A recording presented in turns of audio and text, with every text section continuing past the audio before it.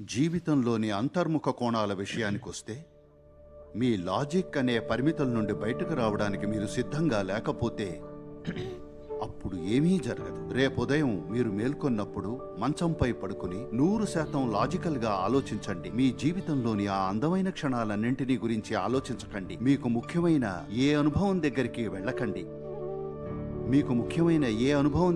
తిరిగి వెళ్ళకండి.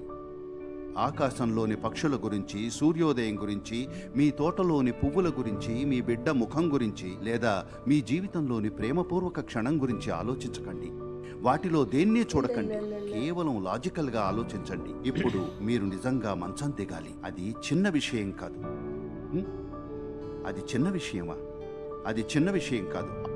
ఆపై మీరు టాయిలెట్కి వెళ్ళాలి. ఆపై మీరు తినాలి, పని చెయ్యాలి, తినాలి, నిద్రపోవాలి. మళ్ళీ రేపు ఉదయం అదే పని.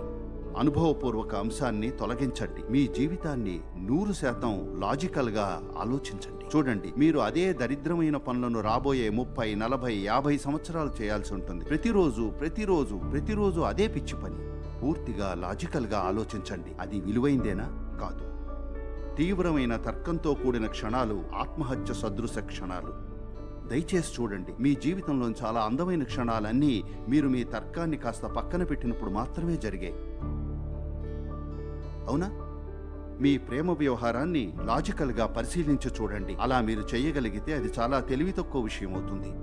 నిజంగా అవునా కాదా? అది మీ జీవితంలో చాలా అందమైన విషయం కావచ్చు, కానీ మీ ప్రేమ వ్యవహారాన్ని తార్కికంగా విశ్లేషించి చూడండి. అది మీరు చేయగలిగే అతి మూర్ఖపు విషయం,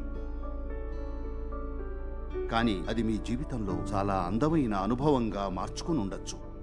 కాబట్టి జీవితంలోని తార్కిక కోణం ఇంకా మీకు సంబంధించిన అనుభవపూర్వక అవకాశం, ఇవి ఒకదానికోటి పూర్తిగా విరుద్ధంగా ఉంటాయి. మీ జీవితంలో ఏదైనా అందమైంది మిమ్మల్ని తాకాలి అంటే, ధ్యానం మిమ్మల్ని తాకాలి అంటే, ప్రేమ మిమ్మల్ని తాకాలి అంటే, ఆనందం మిమ్మల్ని తాకాలి అంటే మీరు తర్కంతో సంబంధం లేనివారుగా ఉండాలి. అవునా కదా? అది మీ జీవితంలో చాలా అందమైన విషయం కావచ్చు, కానీ మీ ప్రేమ వ్యవహారాన్ని తార్కికంగా విశ్లేషించి చూడండి. అది మీరు చేయగలిగే అతి మూర్ఖపు విషయం, కానీ అది మీ జీవితంలో చాలా అందమైన అనుభవంగా మార్చుకుని ఉండొచ్చు. కాబట్టి జీవితంలోని తార్కిక కోణం ఇంకా మీకు సంబంధించిన అనుభవపూర్వక అవకాశం, ఇవి ఒకదానికోటి పూర్తిగా విరుద్ధంగా ఉంటాయి.